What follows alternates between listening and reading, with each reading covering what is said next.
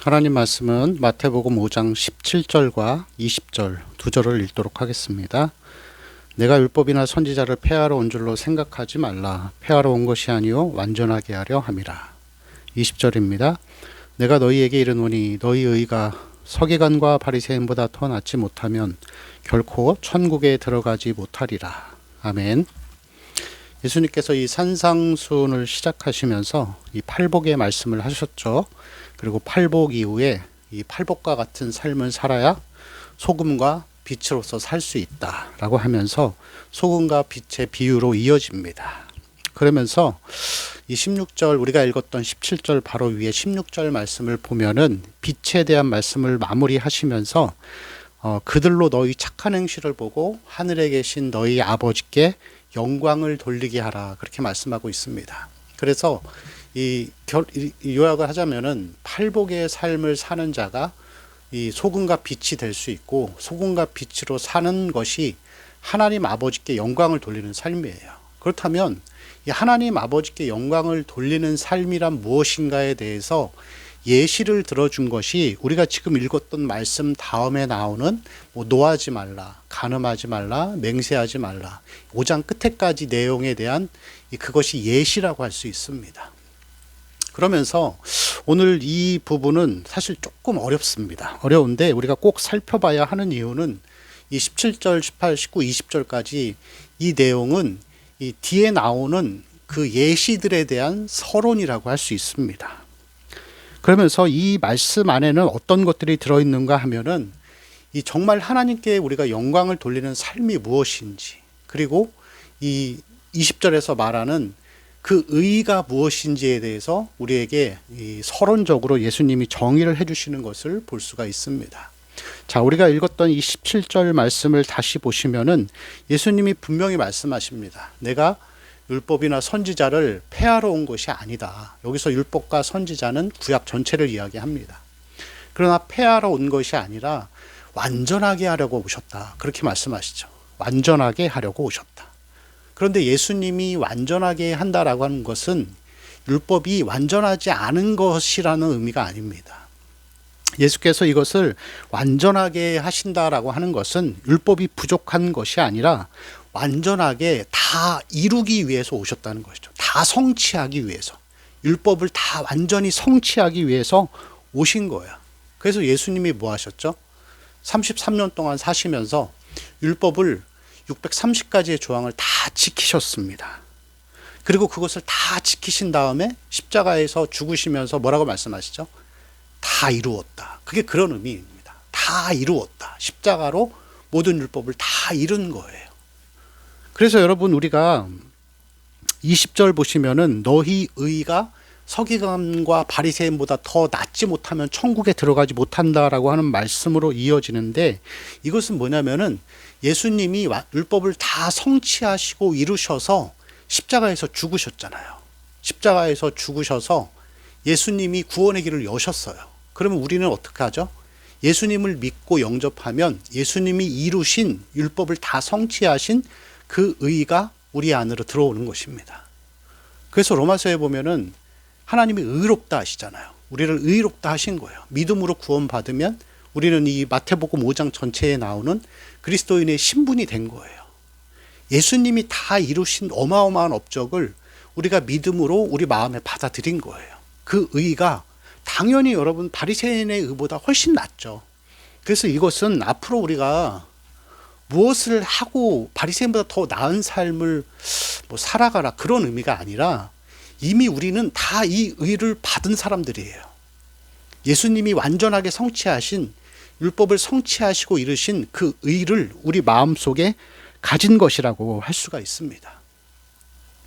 그래서 이 뒤에 나오는 여러 가지 도덕적으로 보여지고 윤리적으로 보여주는 말씀들이 있습니다.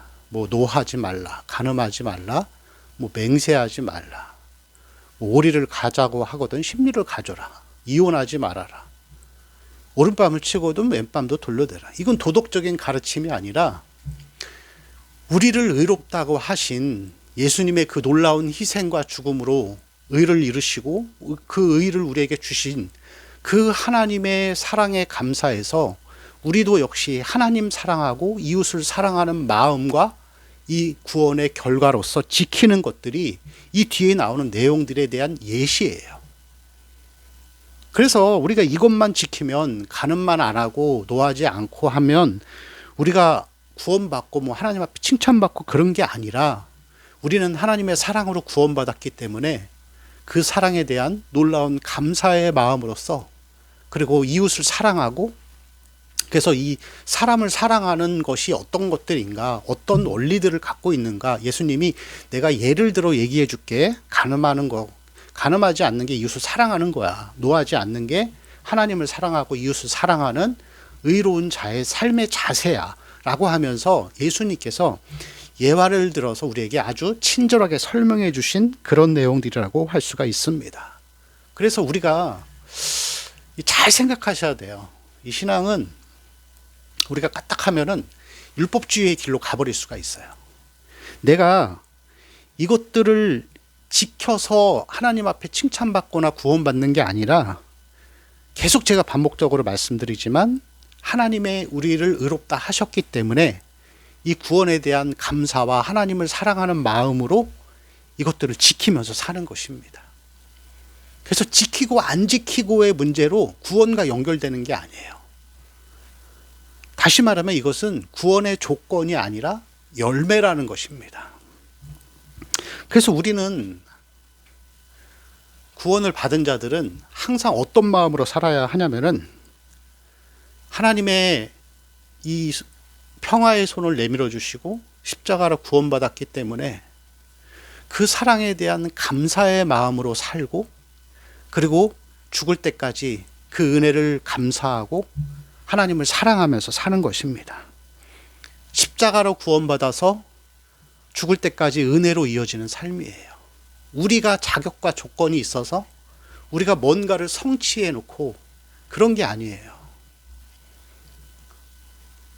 구원의 삶은 처음부터 끝까지 은혜에서 시작해서 은혜로 끝나는 것입니다. 이게 만약에 하나의 이 반대의 모습으로 이것이 조건으로 생각되고 지켜야 된다 생각하면은 어떤 현상이 벌어지냐면은, 우리가 노했을 때, 누군가에 대해서 분노했을 때, 아니면 어떤 사람을 보면서 내가 마음에 음욕을 품거나 간음을 저질렀을 때, 아니면은 뭐 어떤 주일 성수를 하지 못해서 어떤 일 때문에 내가 주일을 성수하지 못했을 때 사람들이 죄책감이나 정죄감에 빠져들어요. 아, 내가 그거 못 지켰어. 못하면서 계속 이 죄책감과 정죄감에 빠지는 거. 여러분, 이것은 뭐 주일 성수를 하지 말라는 그런 얘기가 아닙니다. 뭐 노함 뭐 이렇게 어떤 것 그걸 얘기하는 게 아니라, 우리가 그것을 지키지 않았기 때문에 죄책감과 정죄감에 들기 시작하면은 그게 여러분 율법주의인 거예요. 복음의 의미를 모르는 거예요. 십자가의 의미를 모르고 우리가 의롭게 된 것이 무엇인지 이 복음의 원리를 모르는 것이 됩니다. 이 죄책감과 정죄감은 회개와는 전혀 다른 것입니다. 그리고 이러한 자격과 조건으로 생각하고 인간의 어떤 노력과 의, 이 바리새인과 서기관들이 가졌던 이 그런 것들을 자꾸 얘기하다가 보면은 반대가 돼버려요. 아까 제가 말씀드렸죠. 우리가 가진 의의는 뭐라고요? 예수님이 십자가의 죽으심에 위대한 희생과 대가를 통하여서 그것으로 우리가 구원받았기 때문에 우리는 십자가로 구원받아 처음부터 끝까지 내 공로가 아니라 하나님 은혜로 사는 거예요. 내 것을 주장할 수 없어요. 여러분, 살아보면 그러시지 않나요? 하루하루가 다 주의 은혜예요. 우리가 건강히 하루를 살 수 있는 거, 내 자녀들이 안전하게 학교에 갈 수 있는 거, 아프지 않은 거, 차 타고 가다가 사고 나지 않는 거, 당연한 게 아니라 하나님이 하나님의 자녀들에게 주신 은혜예요. 하루하루를 매일매일 하나님이 눈동자같이 지켜주시기 때문에 가능한 삶인 거예요. 근데 그게 아니라 반대로 율법주의가 돼버리고 바리새인의 의의가 돼버리면은 나의 노력이 들어가기 시작해요. 나의 성취감이 들어가기 시작해요. 내가 했다라는 이 자격과 조건을 자꾸 따져서 들어가게 됩니다. 그래서 이 바리새인들은 자기들 것으로 다 생각한 거예요. 하나님이 주신 게 아니라 그들이 생각하는 율법은 뭐죠? 그들이 생각하는 살인죄는 그냥 뭐 칼이나 아니면 어떤 무기나 흉기를 통해서 사람의 육체의 목숨을 끊는 것을 그것만 살인이라고 생각했어요. 뭐 그런 식으로 생각하면 율법 다 지킨 거죠. 그리고 나는 다 지켰기 때문에, 그리고 나는 그것을 다 지키고 살기 때문에 하나님이 복을 주셨어. 그리고 사람들로부터 존경을 받아. 그럼 내게 되는 거예요. 내 거가 되기 시작하는 거죠. 그리고 거기에 대한 권리를 요구하기 시작하고, 그리고 그것을 잃어버릴 상황이 되면 그것을 지키기 위해서 목숨 걸고 싸우기도 합니다. 내가 이뤄낸 것들. 여러분, 사실 지금 이 시대는, 이 한국교회는 중세시대보다 더한 시대가 됐어요.